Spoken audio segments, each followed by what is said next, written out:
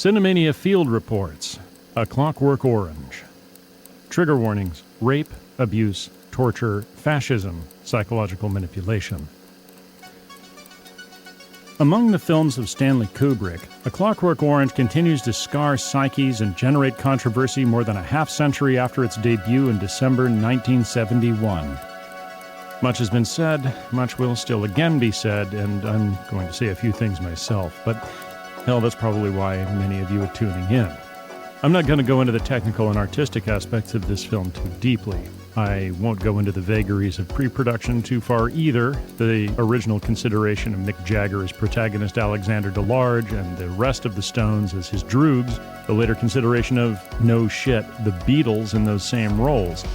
Plenty of other better writers than I have already done this. Hell, there's a great Wikipedia article on this film. Go read that if that's the thing you're expecting from this Cinemania Field Report. No, today I wanted to examine other matters raised by this film that I feel are more relevant in this era of our own emergent fascist dystopia. I first saw this film at the tender age of 14, 1 year younger than the protagonist in this film. My father and I had recently had a discussion about film adaptations of sci-fi novels, and he told me that day in the cab of his truck that the truest adaptation he'd ever seen of a book to a film was A Clockwork Orange. Naturally, I went to my school library and found a copy of the novel the next day and read it. Later that week, I found a copy of the film in the local indie video rental store, you know, the one that would rent anything to anybody as long as it wasn't from the Pink Room. I felt the effects immediately and realized I would never be the same, which is a sure sign of Cinemania. Before I dive in too much deeper, let's take a look at the title itself. Among the claims British author and philologist Anthony Burgess has made is that the title was derived from a piece of Cockney slang for gay people, as queer as a clockwork orange. Dehumanizing though this quip may be in that the image it conjures is of something superficially organic but bearing a mechanical, inhuman core, it is the perfect image to conjure for a novel exploring the conflict between an individual's desire for free will versus the desire of the state to control its citizenry. The novel of A Clockwork Orange was originally published in 1962 and was a hit among the intelligentsia. Dr. Strangelove's screenwriter Terry Southern bought the option for a feature film adaptation almost immediately, but the effort spent years in development hell, in part due to concerns over the controversies the film could create. The real green light came in 1969 when Southern told his old Strangelove buddy Stanley Kubrick about the project, and Kubrick, no stranger to controversy himself, attached to direct. Kubrick was fresh off the success of 2001: A Space Odyssey. Compared to that bloated, ponderous sci-fi epic, the production of A Clockwork Orange was a stripped-down, speedy, low-budget affair. You might say if 2001 was aimed at stoners looking to have the closest possible experience to space travel 1968 cinema could offer them, then A Clockwork Orange was aimed at the speed freaks. It was made on a lean $1.3 million, barely a tenth of the budget of 2001. Nevertheless, Orange racked up more than $114 million in global box office sales, nearly 80% of the take of 2001, and won plaudits aplenty, particularly from filmmaking peers Federico Fellini and Luis Buñuel. It even got nominated for 4 Academy Awards and 7 BAFTAs, though it didn't actually win any. Not half bad for a picture originally released with an X rating. Modern viewers, if they're aware of this film at all, have a tendency to dismiss A Clockwork Orange as a relic of the psychedelic era, due to the, how shall we say, strong creative choices in set design and costuming. However, it is a fundamentally transgressive film, even by today's standards, one which possesses the capacity to shock and appall more than 50 years after its debut. It contains flagrant misogyny and a shocking amount of sadism, including a notorious and graphic rape scene which got it slapped with that X rating. Note that even Kubrick, known for being stubbornly dedicated to his vision, was willing to back down and cut 30 seconds of that scene so that the 1972 re-release could get downgraded to an R. The choice of soundtrack for A Clockwork Orange is also often dismissed as a psychedelic-era curiosity, but it's one that bears manifold Kubrickian layers of meaning. Taken on its face, the soundtrack to Orange bears similarities to 2001: A Space Odyssey in that it makes heavy use of classical music despite its release in a period iconic for its rock and pop. The key difference here, however, is that much of the classical music presented is synthesized.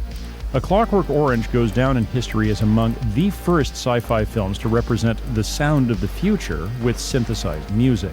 But here's where the layers of meaning go even deeper.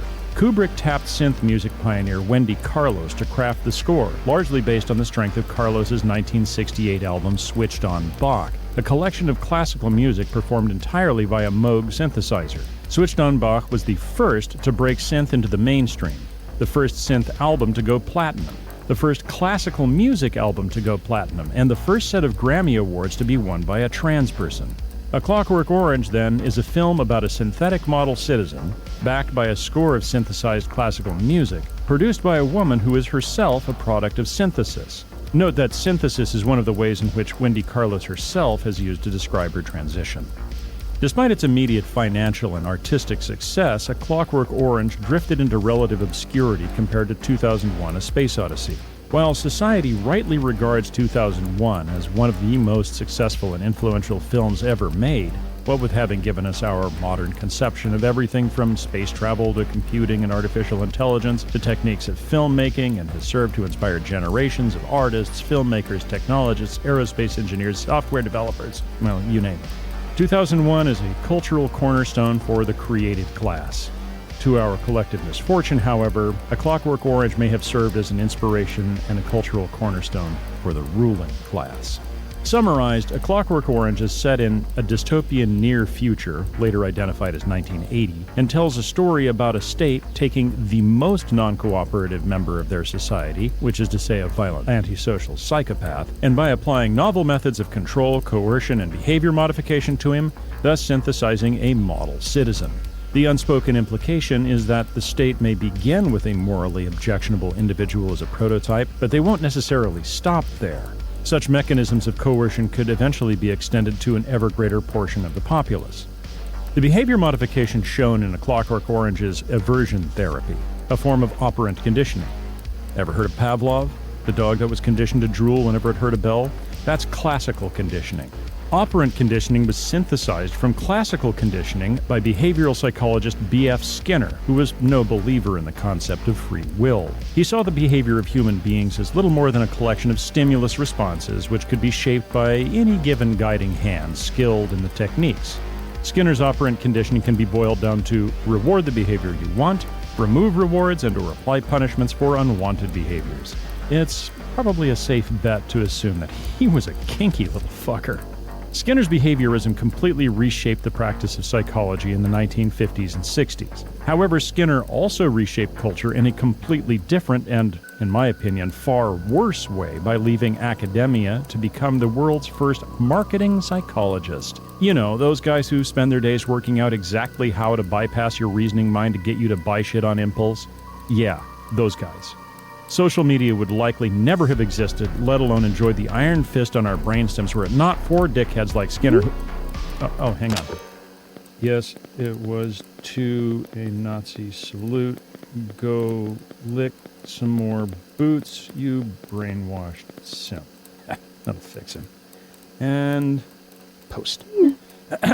Anyhow, behaviorism is often lambasted for being dehumanizing, but the fact is that it's extremely effective, especially when someone doesn't know it's being done to them. Kubrick, a student of psychology himself, was doubtless exposed to Skinner's work and theories. In brief, A Clockwork Orange is the story of a member of a neoliberal society who is extraordinarily non-compliant with that society and its values, really any human values. He commits a barbarous series of crimes, is sent to prison, and said neoliberal government, through the use of technology, synthesizes him into an individual who has no choice but to comply with the rules of society and humanity. This effectively strips him of free will, thereby transforming him into, ta-da, a Clockwork Orange. As I said, something seemingly organic, but no more than a mechanism under the skin. Sure, society got a functional member, but what would happen if societal values were to change? Viewers at the time spent so much time nodding to themselves about the evils of a well-meaning nanny state with the power to compel citizens into participation whether they wanted to or not, that they missed the real fuck you moment of the film. This appears at the very end, and as such tends to get overlooked because our brains are already brimming over with symbolism and layers. Plus, there's a spicy slow-mo sex scene in the final frame, so who can be blamed for being distracted? Well, we're not distracted now, so let's look at it. Alexander Delarge, the film's protagonist, is bedridden, recovering in the hospital from the suicide attempt to which he was driven by the widower of his rape victim.